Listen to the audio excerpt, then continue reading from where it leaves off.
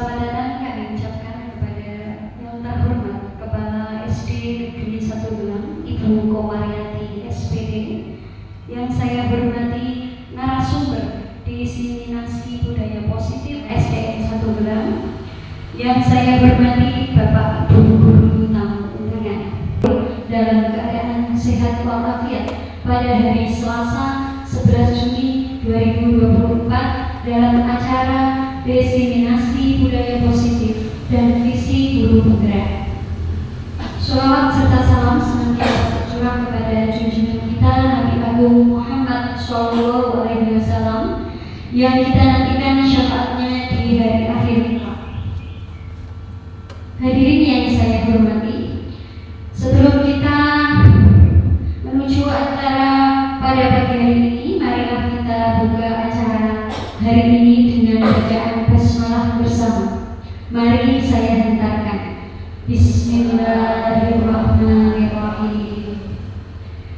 Bapak Ibu yang berbahagia, perkenankanlah saya sebagai moderator pada acara pagi hari ini menyampaikan susunan acara, yaitu yang pertama pembukaan, yang kedua sambutan kepala sekolah, yang ketiga acara inti, dan yang keempat penutup. Langsung saja acara yang pertama, yaitu sambutan kepada Ibu Komariati SPD, kami persilahkan.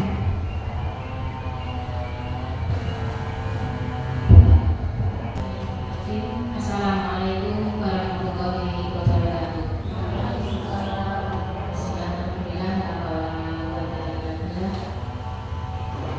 Yang saya hormati Bapak Ibu Dewan Guru SD Negeri 1 Gelang, yang saya hormati narasumber dari diseminasi pada pagi hari ini, Ibu Dwi Mentari SPD SD.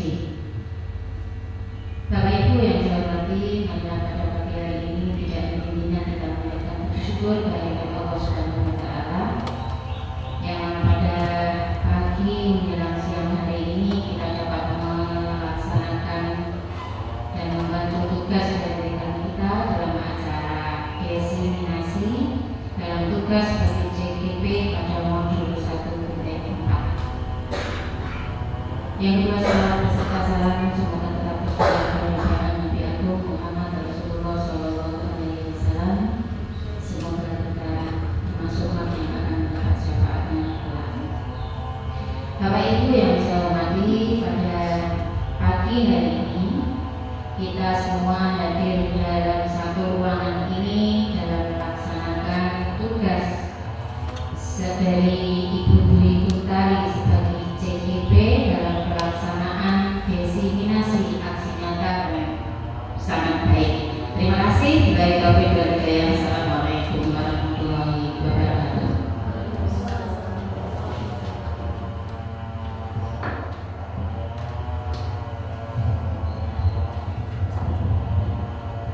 Bapak Ibu yang berbahagia, masuki acara yang ketiga, yaitu acara inti diseminasi budaya positif oleh Ibu Dwi Mentari SPD. Kepada beliau kami persilakan. Di modul 1.4 ini. Kedua, saya ingin berbagi ilmu yang saya dapatkan dari pendidikan guru penggerak, karena ilmu kalau kita simpan sendiri tentunya tidaklah bermanfaat ya Bapak Ibu ya. Walaupun sedikit, saya ingin mengamalkan ilmu tersebut supaya bermanfaat. Yang ketiga, tujuan saya adalah saya ingin melakukan kerjasama kepada Bapak Ibu dalam pelaksanaan budaya positif di sekolah ini. Karena apa Bapak Ibu? Kalau misalnya hanya ada satu ataupun dua orang yang mau melaksanakan budaya positif, tentulah tidak akan berjalan. Nah, untuk itu mari kita bersama-sama melaksanakan kolaborasi untuk melaksanakan budaya positif yang ada di sekolah kita. Bapak Ibu, saya berdiri di sini bukan berarti saya yang paling hebat Bapak Ibu, bukan berarti saya yang paling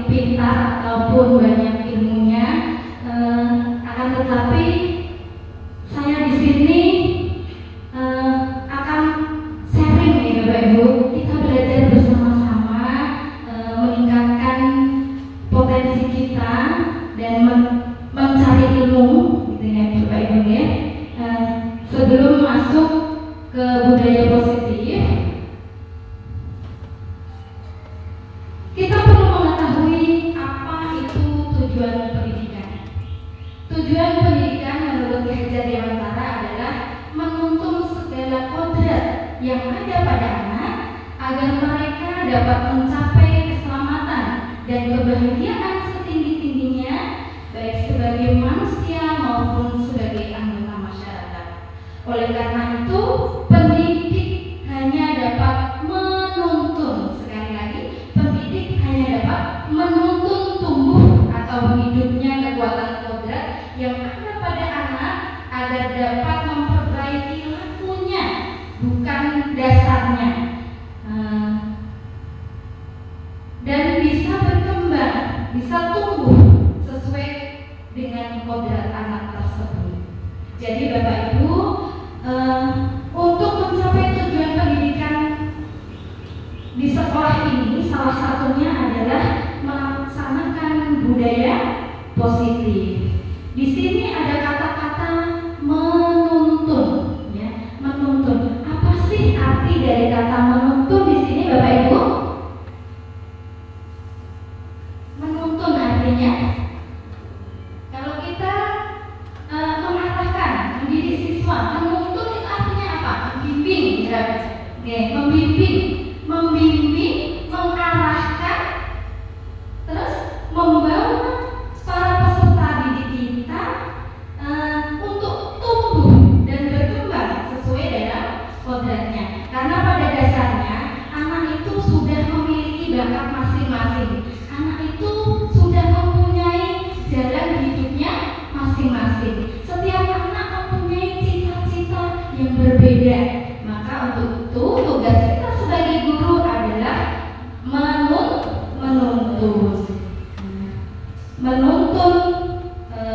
tumbuh kembangnya anak sesuai kodratnya, sesuai cita-citanya. Seandainya saja siswa kita ada yang ingin menjadi polisi, tentulah kita mengarahkan polisi apa yang diinginkan, yaitu polisi yang tidak memiliki sifat sombong, gitu ya Bapak Ibu ya. Polisi yang peduli dengan kita, polisi yang mau bersosialisasi dengan masyarakat. Nah, jadilah itulah tugas kita, menuntun segala kodrat.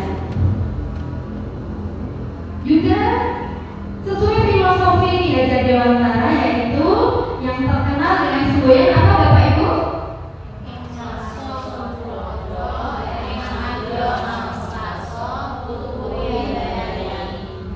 Nah, di sini artinya engarso sum tulodo, intinya dari semboyan tersebut, apabila kita berada di depan, maka kita hendaknya bisa memberikan contoh yang baik. Kita bisa memberikan bimbingan kepada putra putri kita, paling tidak kita sebagai panutan anak diri kita, gitu ya. Yang kedua yaitu enmatio mawon kasoy, artinya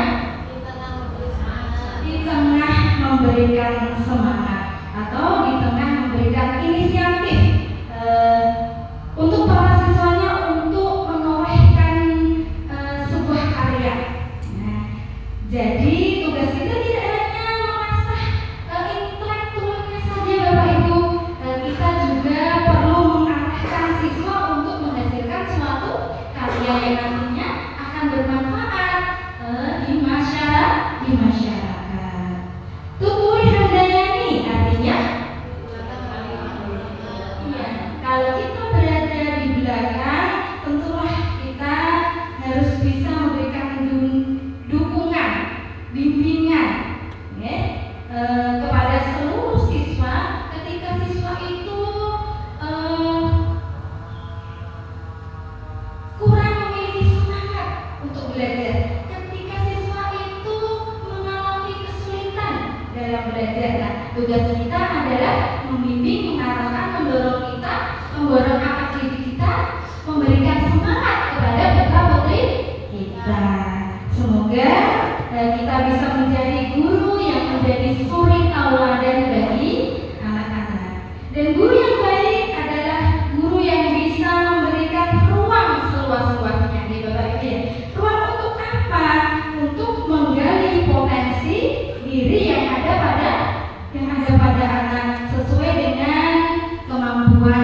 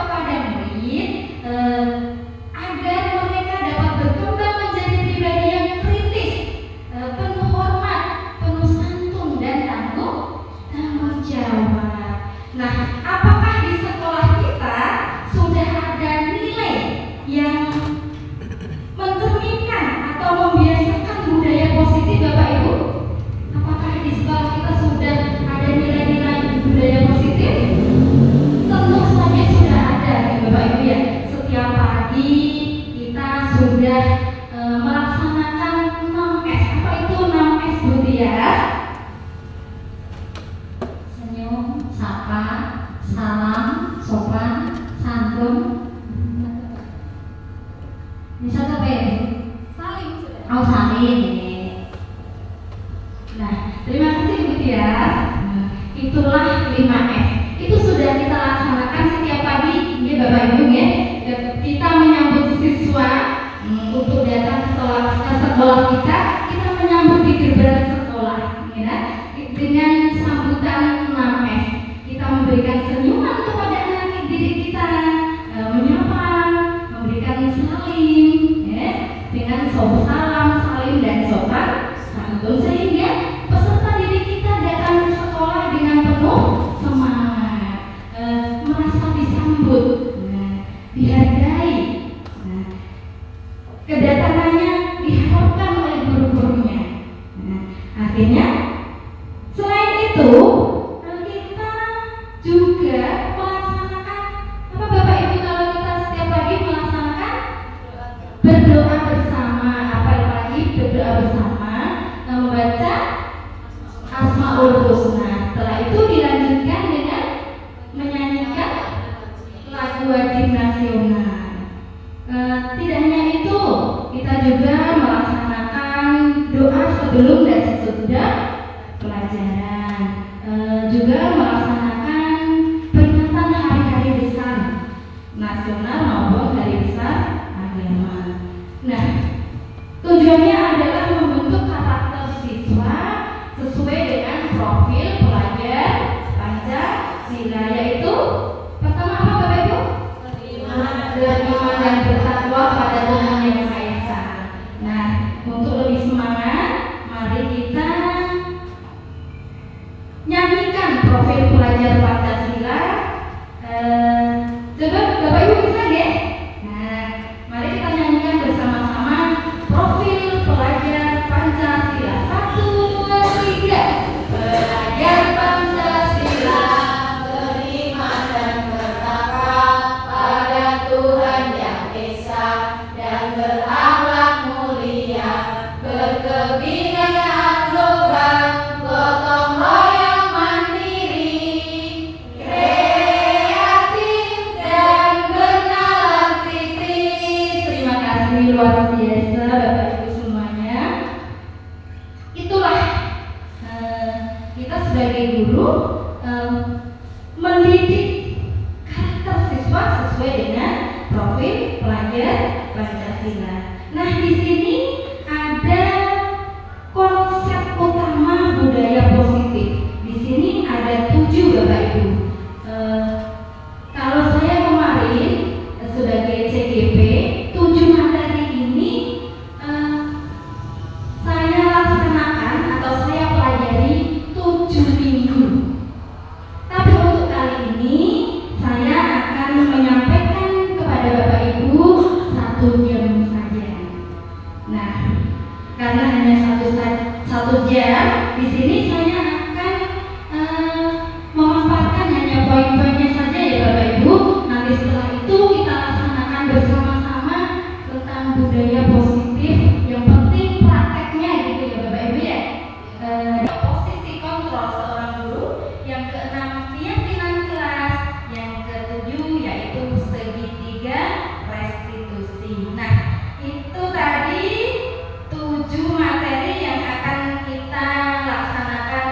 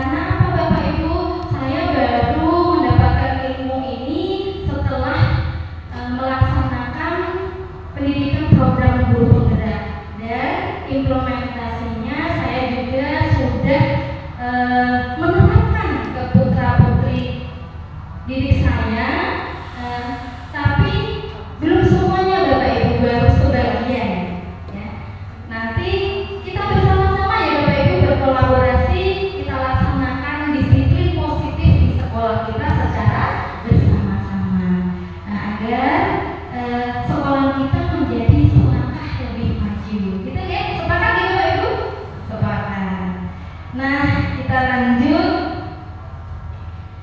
ke materi pertama, yaitu perubahan paradigma belajar.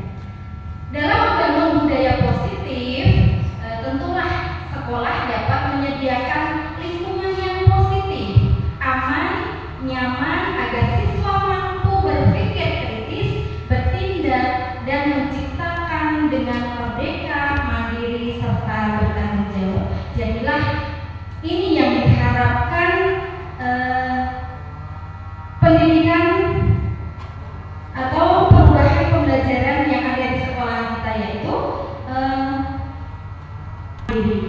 poin yang kedua yaitu disiplin sangat berkaitan dengan kontrol guru terhadap siswa. Di sini kita mengetahui bahwa ternyata Bapak Ibu kedisiplinan anak-anak kita itu tergantung kontrol guru. Nah, tergantung kontrol guru. Selama ini saya amati masih seperti itu deh, Bapak Ibu ya.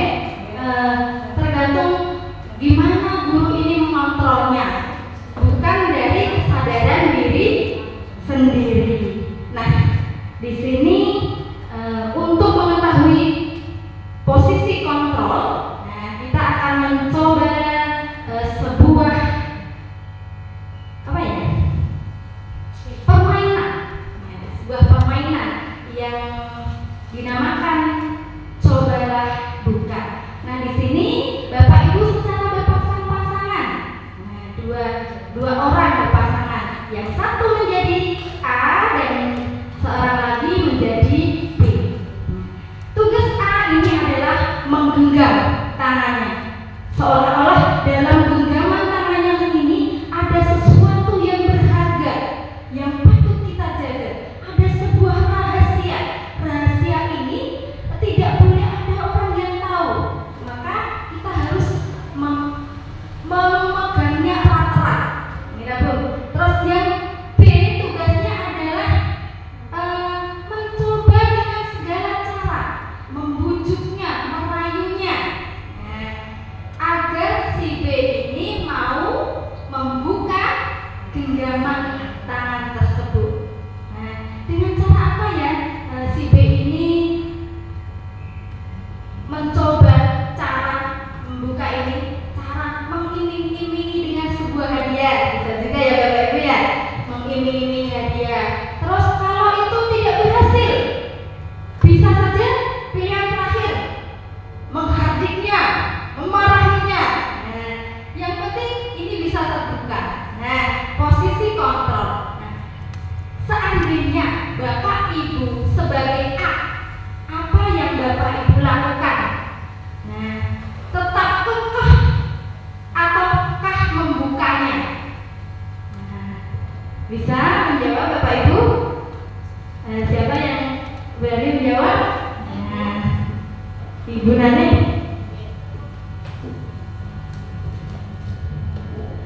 Dalam permainan ini, saya akan membuka tangan saya. Kenapa? Karena dalam permainan ini sistemnya adalah tertutup. Jika tangan saya tidak saya buka, maka orang-orang tidak akan mengetahui apa yang saya genggam. Terima kasih Ibu Nane. Nah, yang kedua Ibu Tias. Apakah Ibu Tias tetap kekeh menggenggam ataukah mau membukanya? Kalau menurut saya akan tetap menggenggam. Karena alasannya itu adalah sebuah rahasia. Walaupun banyak orang yang memaksa atau sampai menghardik saya akan tetap menjaga rahasia itu. Terima kasih luar biasa Ibu Tias. Di sini ada dua kemungkinan ya Bapak Ibu. Bisa jadi seperti Bu Neneng tadi, kita membukanya supaya semua orang tahu apa yang ada dalam genggaman saya. Nah, juga bisa jadi menutupnya karena saya harus menjaga rahasia ini. Nah,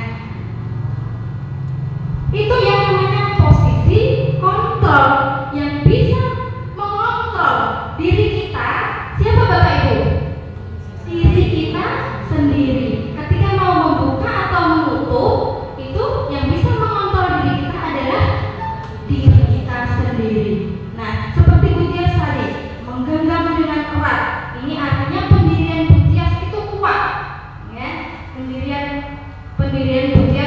kuat, kekeh. Nah, terus kalau Bu Naneng tadi mau membuka diri dengan temannya.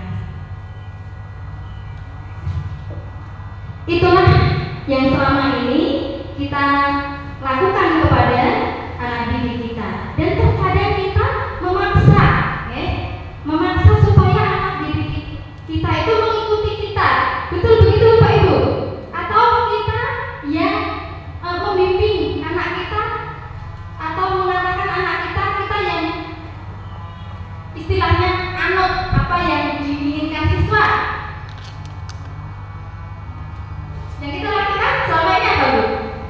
Kita memaksa apa yang diinginkan kita, bukan kita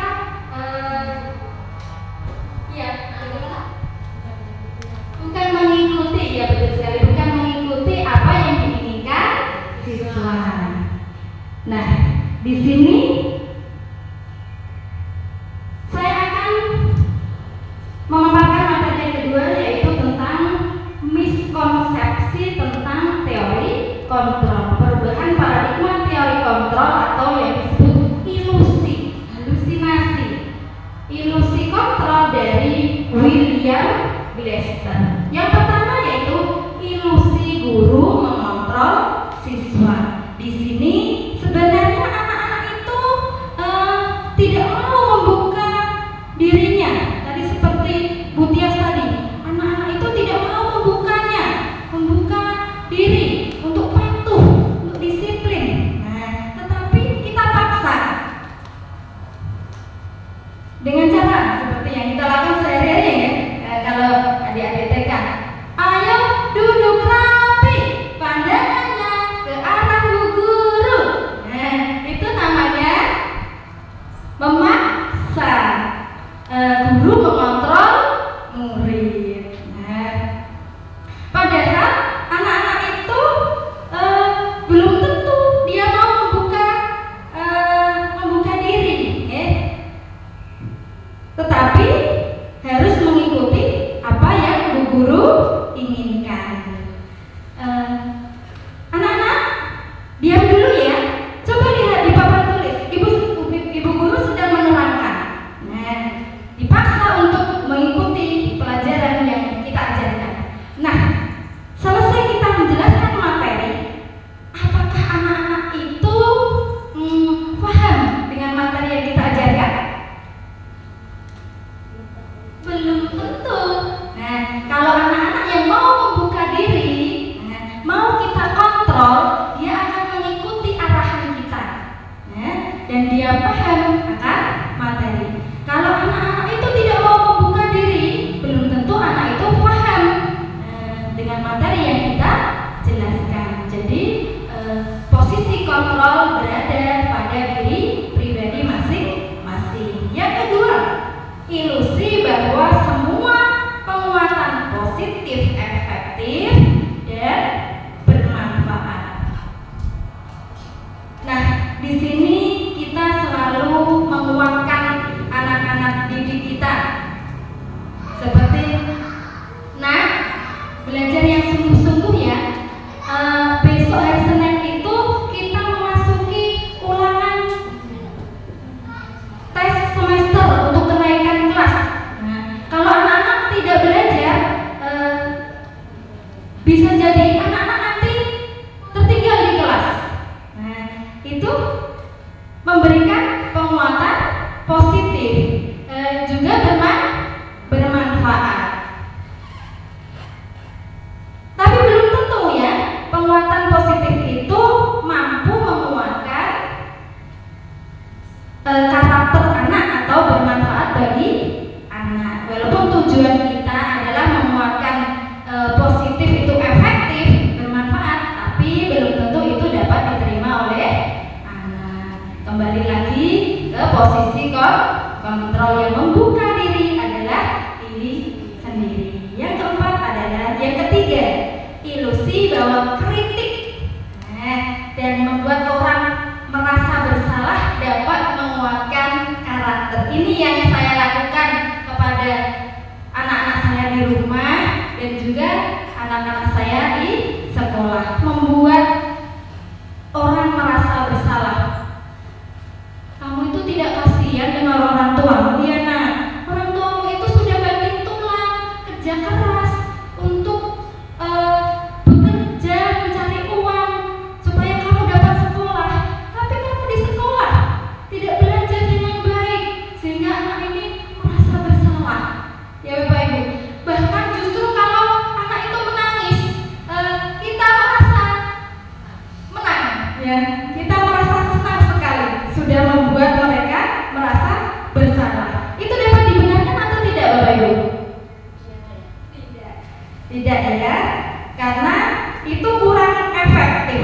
Mungkin perasaan merasa bersalah itu bertahan hanya sementara. Setelah itu lupa, karena itu kan dari dorongan kita, bukan keinginan sendiri. Justru malah dia merasa mempunyai pribadi yang sangat buruk. Dia kecewa pada dirinya sendiri, gitu ya Bapak Ibu ya. Yang keempat yaitu ilusi bahwa orang dewasa memiliki hak untuk memaksa. Nah, ini yang biasanya dilakukan oleh semua guru sebagai orang dewasa yang mempunyai hak memaksa anak didiknya.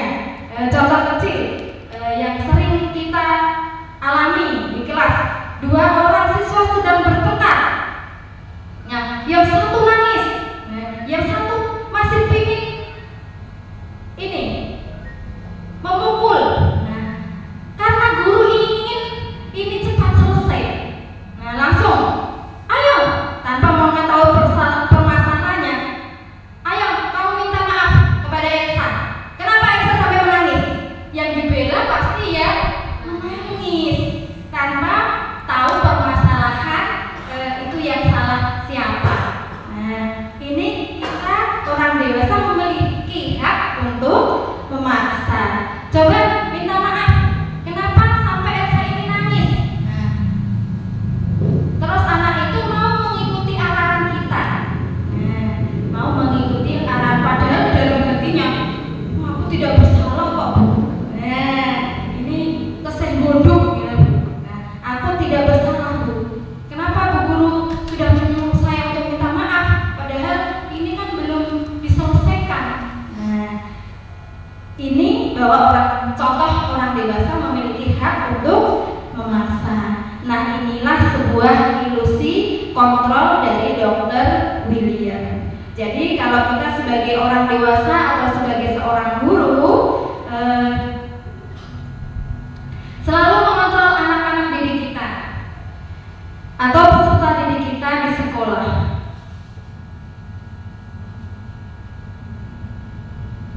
Nah, materi ketiga yaitu mengenai disiplin positif. Nah, kira-kira apa yang tergambar, apa yang terbesit dalam benak Bapak Ibu setelah mendengar kata disiplin? Disiplin itu apa sih Bapak Ibu?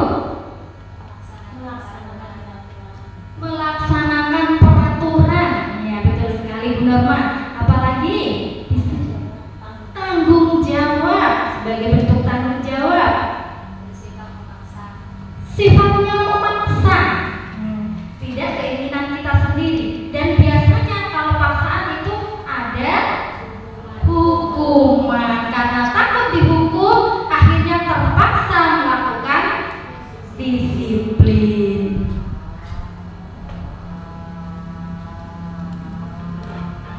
Nah, siswa itu berusaha mengerjakan PR. Nah, karena takut diancam oleh gurunya. Bisa diancam ya? Kalau nanti kamu tidak mengerjakan PR, kamu berdiri di depan kelas, tidak usah mengikuti pelajaran bu guru. Nah, ini ada rasa ketakutan. Nah, jadi dia melaksanakan disiplin. Ini dapat dibenarkan atau tidak, Bapak Ibu? Karena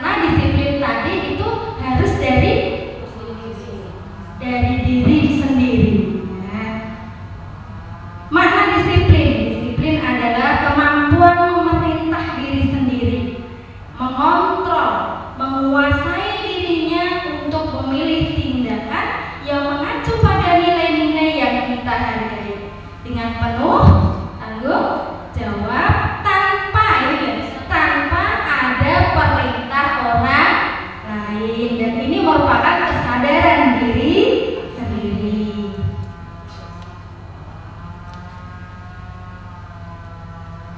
Nah, perintah guru, siswa mau melaksanakan perintah guru untuk melaksanakan disiplin. Ini ada rasa ketidaknyamanan, tidak hanya siswa, guru pun bisa jadi ibu kepala sekolah ketika ibu kepala sekolah mempunyai program untuk piket guru. Nah, ada sebagian guru yang memang kurang sepakat dengan program tersebut, maka ada rasa terpaksa menjalankan ini. Nah, tapi jika itu tumbuh dari dalam diri sendiri, nah dia akan merasa nyaman. Justru ini akan mengacu nilai-nilai menghargai diri sendiri. Nah, memang bagus yang diprogramkan ibu kepala sekolah itu. Kalau kita melaksanakan piket, kita bisa mengerjakan tugas-tugas selain mengajar, yaitu bisa memasukkan nilai, melengkapi administrasi kelas supaya tidak terbengkalai, membuat rencana pelaksanaan secara bertahap. Nah, tidak setahun sekali kita buat, tapi bisa bertahap seminggu sekali. Nah, itu banyak sekali manfaatnya. Selanjutnya yaitu nilai-nilai yang kita hargai adalah nilai-nilai kebajikan. Nilai-nilai kebajikan itu yang seperti apa sih Bapak Ibu? Contohnya nilai-nilai kebajikan, nilai-nilai yang baik, anak yang bagaimana yang dianggap baik? Ya, berani gotong royong, anak yang jujur, ya, anak yang memiliki sopan santun, ya betul Ibu Nur Aini. Anak-anak yang menyadari disiplin diri dari dalam hati, mengikuti aturan, membuang sampah pada tempatnya, itu patok kecil ya Bu, yang mempunyai nilai kebajikan. Sifatnya positif, manusia yang merupakan tujuan mulia yang ingin dicapai setiap individu, yaitu nilai-nilai sesuai profil pelajar Pancasila. Ibu Norma, Ibu Guru Agama mempunyai program setiap pagi melaksanakan sholat duha. Karena anak-anak mempunyai kesadaran diri, tanpa diperintah gurunya, anak-anak melaksanakan sholat duha. Karena apa? Anak ini tahu manfaatnya. Bagaimana rasanya setelah kamu berwudu? Rasanya segar, seperti di surga. Tadi Bu, kita pernah pelajaran, terus setelah berwudu akhirnya segar. Nah, ini dia merasakan manfaatnya. Nah, dan ini tumbuh dari dalam diri. Dia mau melaksanakan sholat duha tanpa diperintah Bapak Ibu gurunya, ya Bapak Ibu Norma gitu ya. Tapi yang tidak ini, yang tidak mau membuka diri, dia tidak mau melaksanakan kalau tidak ada perintah. Bu Norma tidak ada, gak usah melaksanakan sholat duha. Ini Bu Norma ada kegiatan keluar. Nah, itu karena anak-anak yang belum mempunyai kesadaran diri.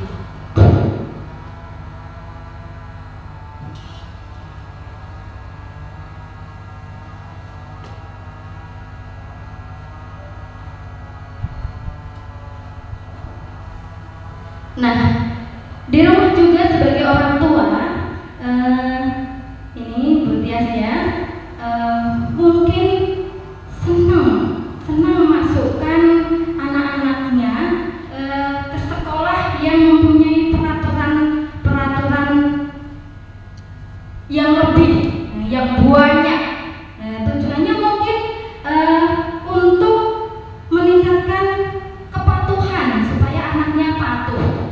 ini dapat dibenarkan?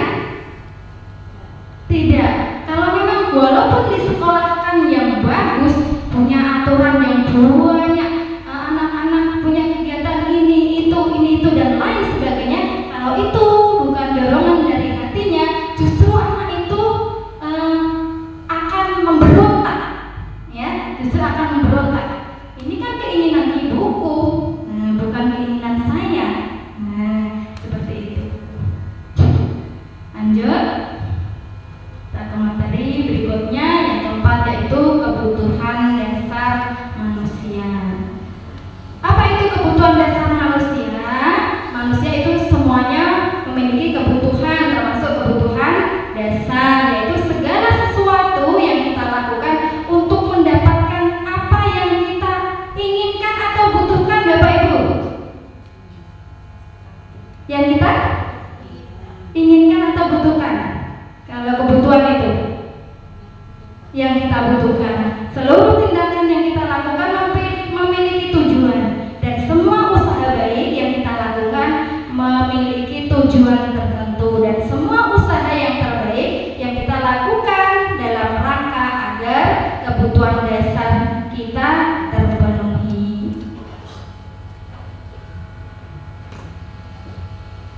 Nah, jadi Bapak Ibu sebagai guru kita harus mengetahui kebutuhan dasar manusia,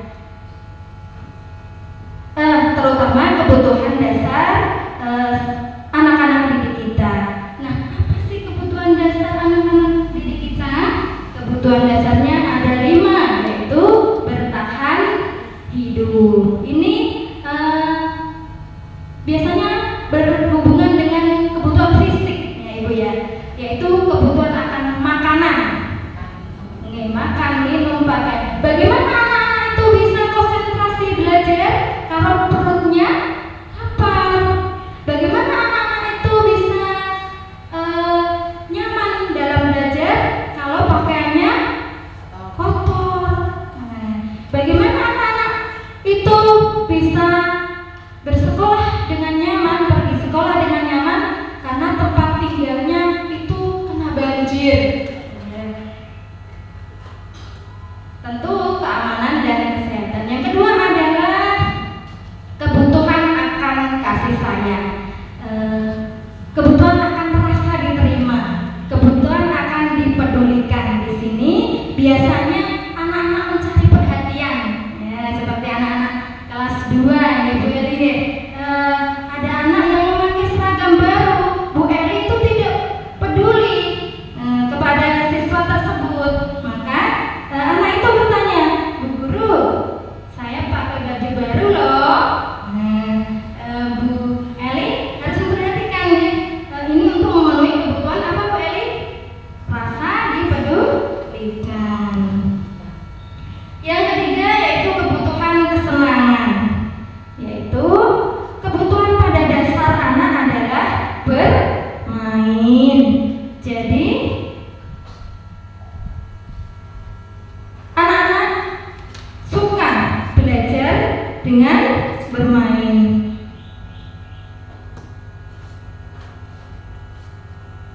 Bagaimana caranya agar membuat anak-anak itu senang saat pelajaran?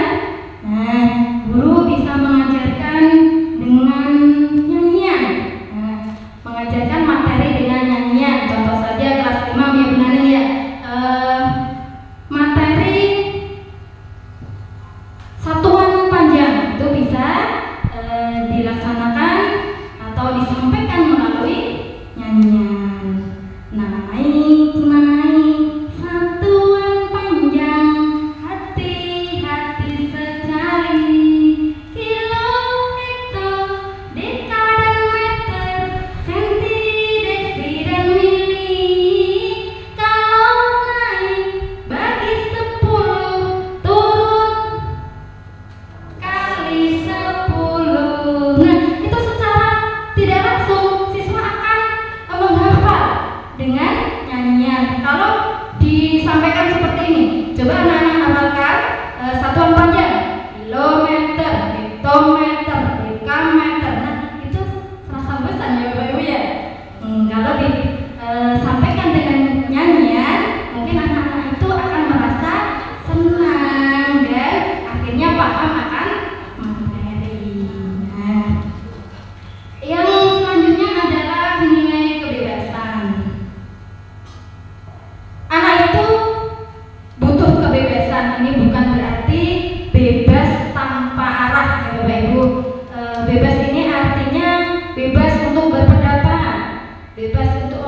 memecahkan masalah, untuk menentukan pembelajaran hari ini. Hari ini belajar apa Bapak Ibu? Ini kan namanya merdeka belajar, bukan gurunya yang menentukan. Hari ini kita mata pelajarannya apa? Nah, itu biasanya kita lakukan. Tapi setelah belajar ini, anak-anak yang menentukan. Besok pagi atau kan persiapan dulu ya. Besok pagi anak-anak pengen belajar apa? Nah, gitu ya. Setelah belajar ini kita jangan menjadi kontrol. Nah, kita yang mengikuti siswa. Besok pagi anak-anak belajar apa? Nah, bukan kan? Hari ini jadwalnya apa ya? Kok Bapak Ibu guru lupa? Kalau ditanya dulu, besok pagi anak-anak pengen belajar apa? Makanya ibu guru juga persiapan. Tidak seperti ini jadwalnya apa? Kok bu guru lupa sendiri? Ini jadwalnya apa? Bu guru bertanya pada kita. Yang selanjutnya adalah kebutuhan yang kelima, yaitu kebutuhan tentang penguasaan. Jadi anak-anak pada sikap ini biasanya ingin menjadi seorang pemimpin, ingin lebih diperhatikan, ingin lebih hebat. Untuk supaya tidak bingung,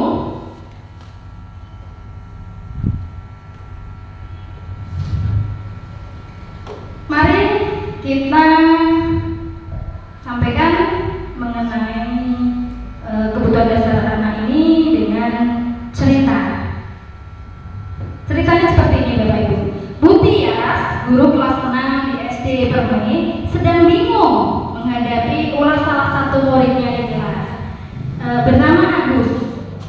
Beberapa anak ini telah datang dan mengeluh. Agus seringkali meminta bekal makan siang temannya dengan paksa. Jika Anda menghadapi situasi ini, apa yang Anda lakukan? Menurut Anda, apa alasan Agus melakukan itu? Bagaimana seandainya Ibu Naneng mengetahui muridnya ada yang merampas paksa makanan? Apa yang Bu Naneng lakukan? Ya pintar, bagus Bu Naneng. Saya kira saya akan memarahinya. Ternyata Bu Naneng adalah guru yang bijak. Menanyakan dulu apa alasannya. Nah, kenapa anak ini bisa mengambil makanan temannya dengan paksa? Ini ada 5 kemungkinan ya Bapak Ibu ya. Pertama, karena Agus merasa lapar, orang tuanya tidak membawakan bekal makan siang. Oh, ternyata Agus itu benar-benar merasa lapar. Makanya Agus ingin memakan bekal temannya. Yang kedua, teman Agus jadi perhatian Agus. Nah, ini merupakan kebutuhan love, ingin disayang. Dia senang, dia melakukan seperti itu, dia senang. Kalau ini kan dia merasa diperhatikan. Kalau Agus kamu juga gitu, nah, terus gurunya juga seperti itu. Nah, terus gurunya juga memperhatikan Agus. Inilah yang dibutuhkan Agus adalah butuh kasih sayang atau love. Yang ketiga adalah dia merasa hebat karena temannya jadi takut dan menuruti keinginannya. Beberapa anak yang seperti itu kadang malah dia senang kalau dihukum gurunya, ya, karena dia tidak mempunyai rasa takut, dia merasa yang paling hebat di kelasnya. Nah, yang keempat yaitu Agus merasa bosan karena ibunya membawa bekal itu saja. Nah, ini yang dibutuhkan Agus adalah kebutuhan kebebasan. Yang terakhir adalah Agus iseng dan menikmati ekspresi wajah temannya yang kesal. Ada temannya yang nangis. Nah, kenapa kamu lakukan itu Agus? Nah, senang aja Bu. Seperti fun-fun aja. Nah, ini berarti Agus kebutuhannya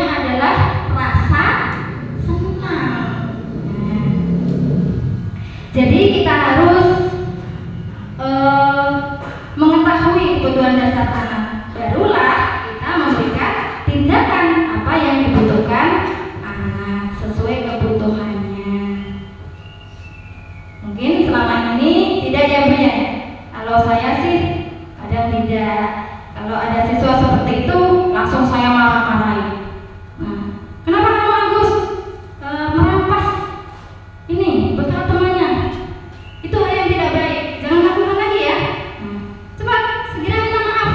Nah, ini menghardiknya. Ini adalah suatu hukuman Bapak Ibu. Hukuman. Nah, ketika dihukum itu anak akan merasa tersakiti.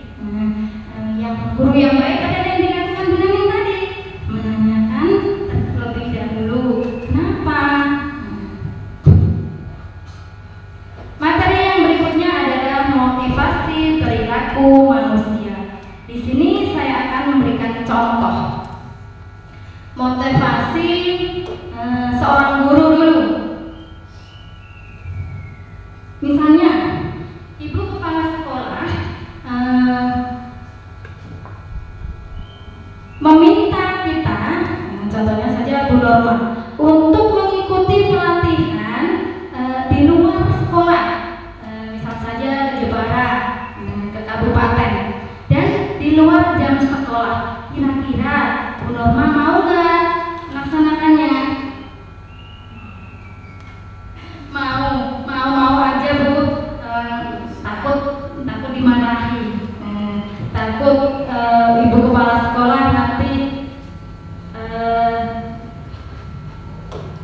marah pada kita. Nah itu yang dilakukan Bu Norma adalah sesuatu untuk menghindari ketidaknyamanan atau menghindari hukuman. Motivasi ini tumbuh dari luar, bukan keinginannya sendiri.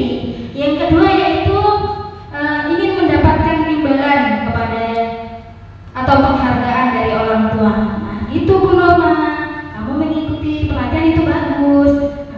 Jangan khawatir, nanti ada biayanya loh. Ada ongkosnya loh. Ini berarti Bu Norma melakukan ini hanya untuk mendapatkan sebuah imbalan. Yang paling bagus adalah motivasi intrinsik. Ini yang biasa dilakukan oleh guru baik kita, yaitu Bu Naning. Bu Naning mau melakukan itu karena untuk menjadi orang yang mereka inginkan dan menghargai diri sendiri dengan nilai-nilai yang mereka percaya. Bu Naning mau mengikuti kegiatan diklat karena ingin mengembangkan potensi pada dirinya, ingin mendapatkan ilmu baru, mendapatkan pengalaman baru untuk diimplementasikan kepada anak didiknya nanti supaya menjadi lebih baik.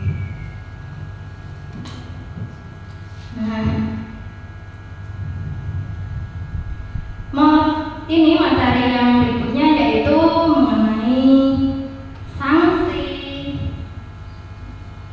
hukuman maupun konsekuensi. Untuk lebih jelasnya, mari kita sama-sama pecahkan melalui cerita.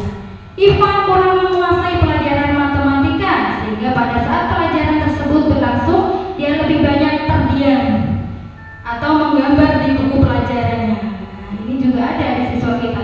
Pada saat guru matematikanya yaitu Pak Seno menanyakan pertanyaan, Iva jadi gugup dan tak sengaja menjatuhkan kursi serta tiba-tiba menjadi gagap, gugup dan gagap saat berupaya menjawab. Karena gagap, seluruh kelas pun tertawa melihat perlakuan Iva yang berbicara gagap tersebut. Pak Seno saat itu justru membiarkan teman-teman Iva menertawainya.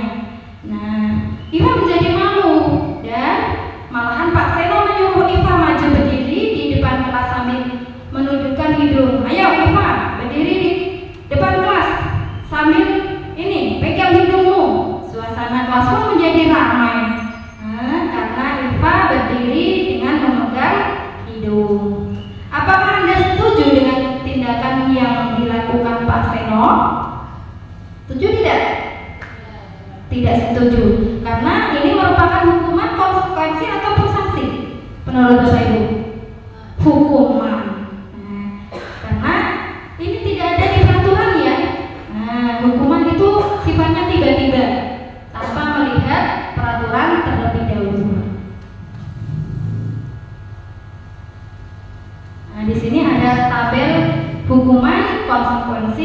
maupun restitusi. Hukuman itu identitas gagal karena bisa menyakiti putra-putri didik kita. Nah, jangan sekali-kali ya, ini sudah hilangkan hukuman ini. Nah, sudah dipendam hidup-hidup hukuman ini, jangan dilakukan lagi. Hukuman itu bisa marah, itu hukuman Bapak Ibu. Nah, memarahinya tanpa alasan itu hukuman yang benar ya. Sekarang jangan marah-marah, itu normal. Yang kedua yaitu memberikan konsekuensi.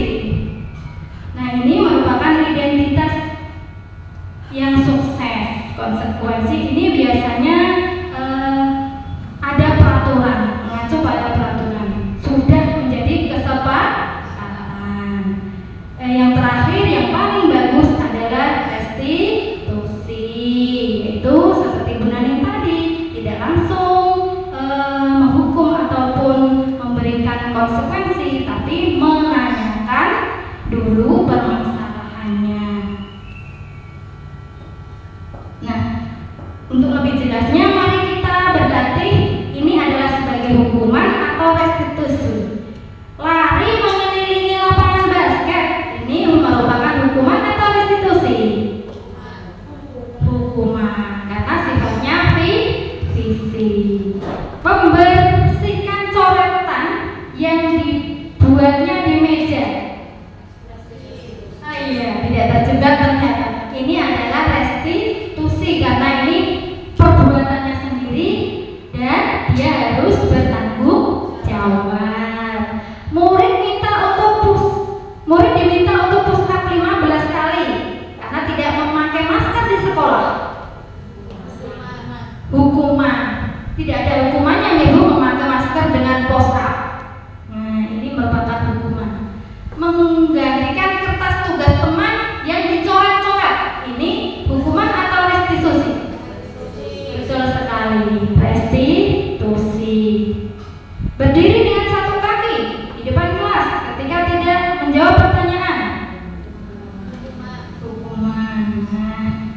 Nah, ini jawabannya ternyata betul semuanya. Nah, ini materi berikutnya adalah 5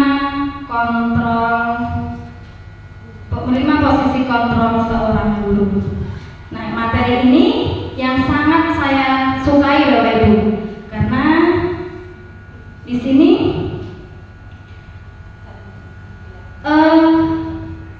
menjadi arahan kita. Kita di posisi apa sih kali ini? Posisi kontrol seorang guru adalah pertama sebagai penghukum, kedua membuat rasa bersalah, ketiga pemantau, dan keempat adalah sebagai teman, dan yang paling bagus adalah sebagai manajer. Lanjut ya Bapak. Nah, di sini ada tabelnya. Oh tadi posisi kontrol tadi sudah. Nah, posisi kontrol tadi ada berapa Bapak Ibu? Ada 5. Yang pertama sebagai penghukum, yang kedua membuat merasa bersalah, sudah dicontohkan tadi ya. Yang ketiga, oh yang paling bagus itu yang dilakukan Bu Nanang sebagai manajer. Terus sebagai pemantau, apa-apa selalu dipantau. Terus yang kelima sebagai teman. Nah, untuk lebih jelasnya di sini ada contoh penerapan 5 posisi kontrol seorang guru.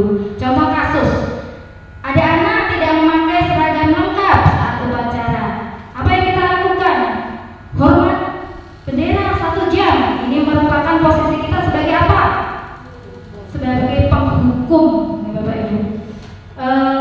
Beberapa kali Ibu dan Bapak memberitahu kamu selalu saja mengecewakan Ibu, membuat merasa bersalah. Ternyata sudah paham. Yang ketiga, ayo dong ikuti aturan sekolah. Tolong bantu Bapak Ibu sekali ini ya. Tidak apa-apa. Lain kali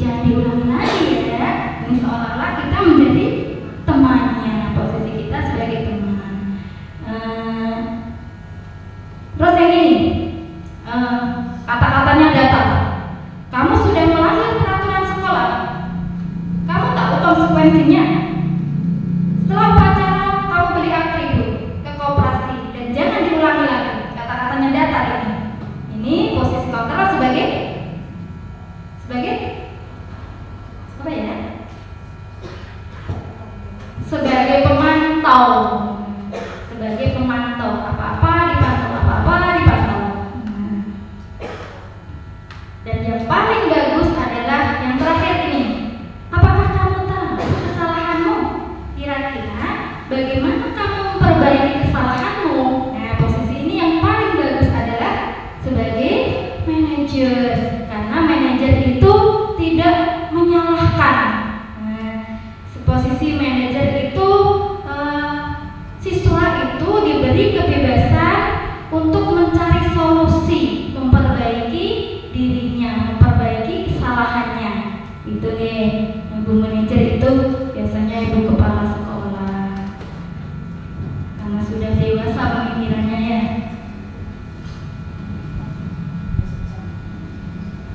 Nah, ini materi yang berikutnya yaitu yang keenam ini ya, yaitu keyakinan kelas. Mengapa keyakinan kelas? Bukan peraturan kelas. Mengapa keyakinan bukan peraturan? Nah, biasanya yang kita lakukan di sini peraturan atau keyakinan? Peraturan. Nah, kalau peraturan itu dibuat sebelum siswanya ada, itu tidak. Bu Tias, guru kelas 6 itu sudah mempunyai belangko peraturan. Nah, sebelum ada siswanya masuk ke kelas 6. Dilarang, ada kata-kata dilarang. Nah, kata-kata seperti itu. Kalau keyakinan itu sifatnya lebih halus dan merupakan kesepakatan bersama. Ya. Nah, di sini keyakinan kelas adalah nilai-nilai kebajikan atau prinsip-prinsip yang sifatnya universal yang disepakati bersama. Nah, terlepas dari perbedaan agama, suku, bahasa, dan yang lain-lain. Menurut Geisen, suatu keyakinan akan tumbuh dari dalam diri atau intrinsik. Seseorang akan lebih semangat melaksanakan dan menjalankan keyakinan kelas daripada melaksanakan peraturan, karena itu merupakan kesepakatan bersama. Lanjut. Nah, di sini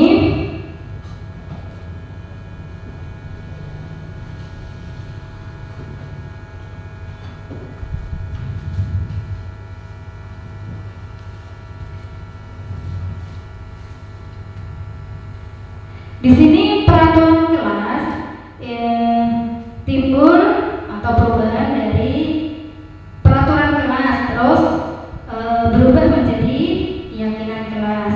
Keyakinan kelas ini dilaksanakan di lingkungan kelas, terus kemudian menjadi budaya positif di lingkungan kelas, dan akhirnya kalau semua kelas sudah melaksanakan keyakinan kelas, sudah menciptakan budaya positif yang ada di kelas, maka budaya positif ini akan berlanjut ke sekolah. Semuanya akan melaksanakan budaya positif, dan ini nanti bisa difoto-foto ya Bapak Ibu untuk PMM kita. Untuk PMM kita, materi ini ada di PMM. Nah, nanti buat foto-foto sebagai pelengkap aksi nyata ya, dan nanti kita akan mendapatkan sertifikat. Nah, ini adalah langkah-langkah membuat atau pembentukan keyakinan kelas. Sifatnya abstrak, berupa pernyataan universal. Ini dibuat dalam pernyataan positif. Nah, ini tadi jangan dilarang, itu masih peraturan. Sedikit saja, tapi mudah dipahami sesuai dengan kondisi siswanya masing-masing. Nah, ini yang membedakan antara peraturan dan keyakinan. Semua warga sekolah ikut terlibat dalam membuat keyakinan kelas. Yang terakhir yaitu materinya terakhir, yaitu mengenai segitiga restitusi. Segitiga restitusi adalah sebuah dialog dijalankan oleh guru agar dapat menghasilkan murid yang mandiri dan bertanggung jawab.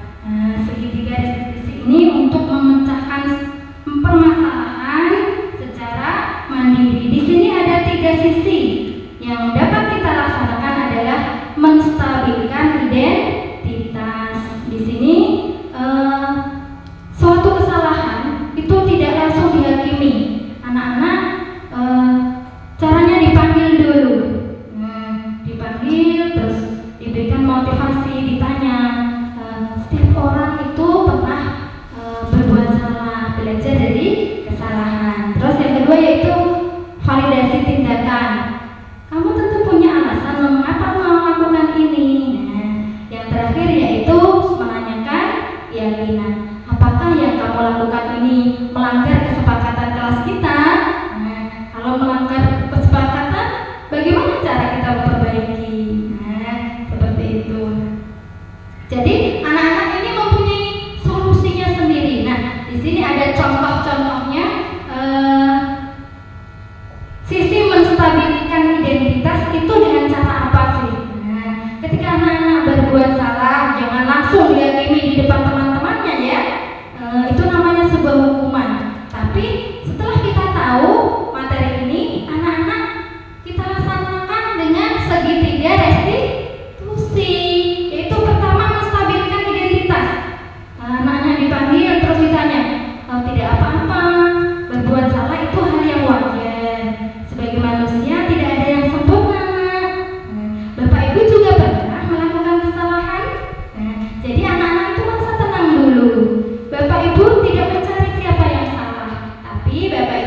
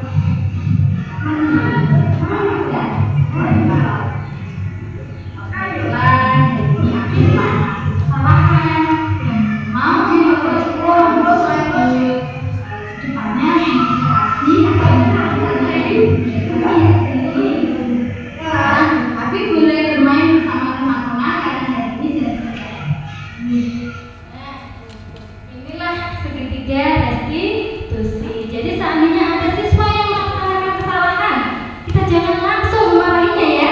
Laksanakan apa ya Bapak Ibu? Segitiga restitusi. Kalau kita pelan-pelan menanyakan, kenapa ada melakukan ini? Dia tahu apa yang dilakukan ini salah. Dia mengakui kesalahannya, terus memperbaiki kesalahannya dengan cara dia sendiri. Akhirnya dia tidak merasa terhakimi. Ini ucapan terima Kita kasih. memberikan kesempatan untuk memperbaiki kesalahan tersebut. Terima kasih. Dia merasa diberi kesempatan untuk memperbaiki diri. Kalau tidak dimarahi kan gitu, dia sadar kalau dia itu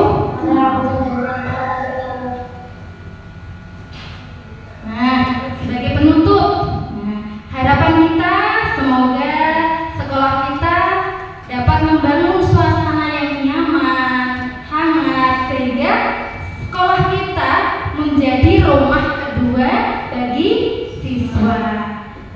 Yang diimpikan siswa selalu ingin ke sekolah karena guru-gurunya baik, guru-gurunya ramah.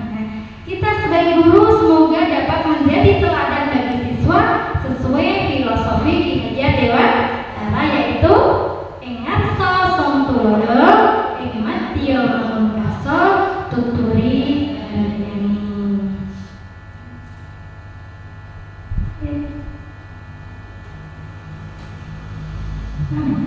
Demikian yang dapat saya sampaikan, kurang lebihnya mohon maaf. Akhir kata, wassalamualaikum warahmatullahi wabarakatuh.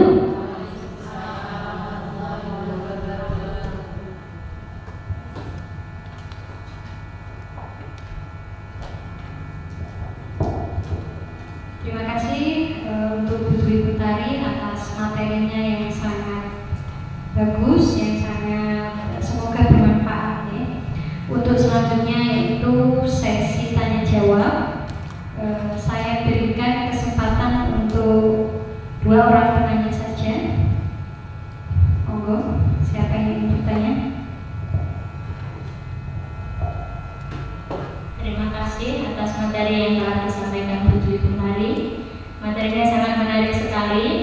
Di sini saya akan bertanya tentang segitiga restitusi. Siapa yang melakukan segitiga restitusi? Apakah harus seorang guru kelas atau guru BK atau siapa? Terima kasih.